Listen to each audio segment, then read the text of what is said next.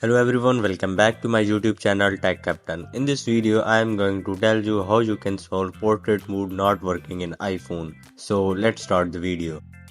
The first thing you face when you open portrait camera is black screen. The front camera of portrait is working but the back camera is not working in most of the iPhones.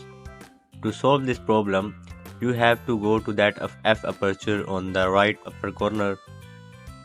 The aperture of the portrait was f4.5 but I set it to 1.8. You also have to set to 1.8 because it was set as 4.5 as default. After that you have to tap on that 2x to 1x and now you can see your portrait is started working. But this way you can easily solve the issue of portrait not working in iPhone. That's it for the video. I hope you guys like this video. Don't forget to subscribe my YouTube channel Tech Captain and I will see you in the next one.